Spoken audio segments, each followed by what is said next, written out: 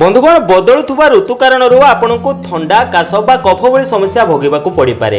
जदि आपको थरे थंडा बा काश भली समस्या आरंभ हो जाए तेबे आपको बहुत अधिक जंत्रणा अनुभव होता है एवं आप विभिन्न प्रकार एलोपैथिक मेडिसिन सेवन करने आरंभ कर दियंती। एलोपैथिक मेडिसिन प्रयोग करने पूर्व जदि आप किसी घरोई उपचार प्रयोग करेंगे तेबे आप तुरंत आपंकर थंडा काश एवं कफ भली समस्या को दूर करेंगे। आज मुझे किसी एमती सहज घरोई उपचार नहीं आसी जहाँ बनवा बहुत सहज अटे एवं यार सेवन करी आपण निजर थंडा काश एवं कफ भली समस्या को तुरंत ठीक करि परिबे।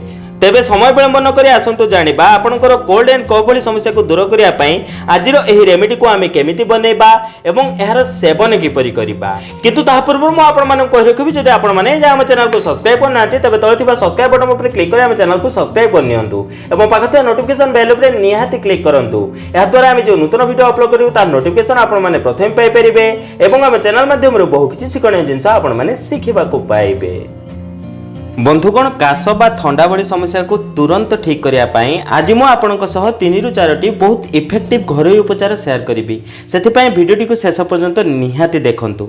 प्रथम रेमेडीटी आमे काढ़ा बनेबा से आपण एक पात्र गैस रे बसांतु एवं सेतिरे 2 ରୁ 3 ग्लास पानी नियंतु। एथिपाई आपनको 3 ग्लास पानी रो आवश्यकता पड़िबो। 3 ग्लास पानी को गैस रे बसई आपण ताहाको गरम हेबा पई छाडी दियंतु। एबे आपनको एथिपाई द्वितीय सामग्री रो आवश्यकता पड़िबो ताहाटे गोलमरीच।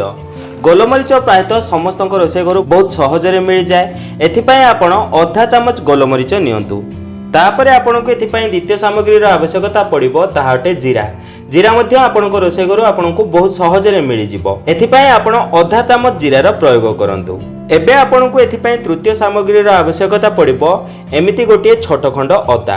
बंधुगण एमिति 21 लबर गोटे छोट खंड अदा नियंतु एवं ताहाको एहिपरि छोट छोट पीस रे काटी दियंतु। हेले अदा को भलो भाबे रे धोई आपण एथिरे प्रयोग करंतु। एबे बंधुगण आपण एही तीनोटी सामग्री को अल्प दर छेचा करी बाटी दियंतु। एबे देखंतु आमे जो 3 ग्लास पानी गैस ऊपर बसैथिले ताहा बॉईल होबा को लागिलाडी।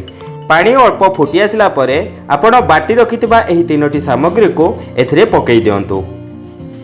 एबे बंधुगण आपण एही तीनोटी सामग्री को लो फ्लेम रे 10 मिनिट पर्यंत भलो भाबरे बॉईल करंतु जेमिति एही समस्त सामग्री रो पोषक तत्व एही पानी मध्य को आसी जिवो। बंधुगण एथिरे व्यवहृत समस्त सामग्री आपनकर कफ एंड कोल्ड भली समस्या को दूर करिया पई बहुत अधिक चमत्कारी होइथाय। आपण थरे एहाको निहाती बने ट्राई करंतु। देखंतु बंधुगण मु एही रेमेडी को बनेया पई 3 ग्लास पानी नेथिली। 3 ग्लास पानी फुटी फुटी 2 ग्लास होई गलानी। एबे आपण गैस बंद कर दियंतु। एबे आपण एहाकु ढांकी की 10 मिनिट पर्यंत रखि दियंतु जेमिति एहा भलो भाबरे ठंडा होई जिवो एवं एही समस्त सामग्री रो पोषक तत्व एही पानी मध्य को आसी जिवो। 10 मिनिट परे जेबे एहा संपूर्ण भाबे ठंडा होई जिवो तेबे आपण एहाकु आउ एक पात्र को छाणी नियंतु। एबे आमे एथिरे आउ एक सामग्री मिसेबा ताहा अटे लेंबू। बंधुगण जेमिति कि आपण माने जानिछंती लेंबू विटामिन सी रे भरपूर अटे।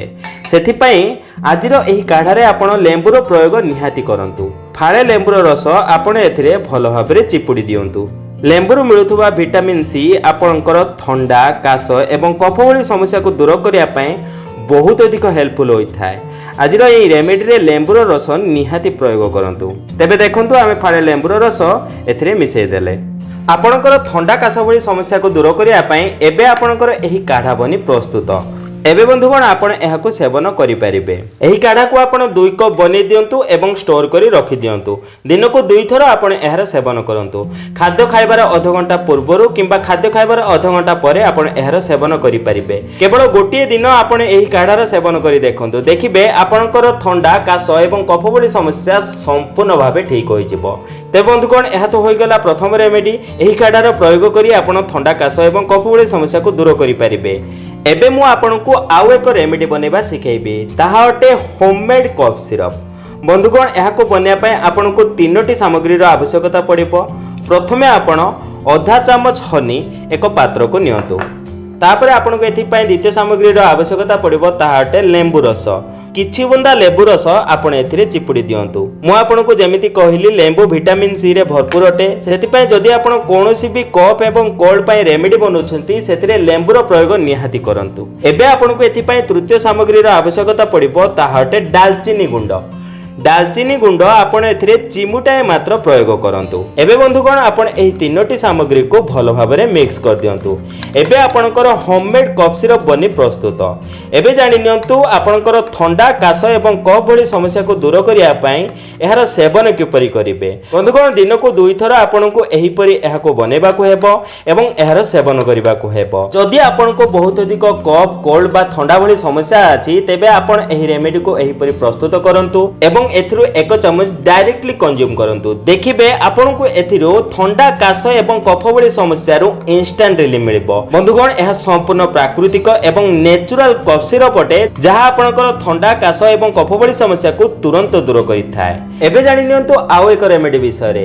एथिपाई आपणको गार्लिक बा रसुण रो आवश्यकता पड़िबो। केवल 1 पाखुडा रसुण आपणको एथिपाई आवश्यकता पड़िबो। प्रथमे आपण 1 पाखुडा रसुण नियंतु एवं ताहार चोपा को काढी दियंतु।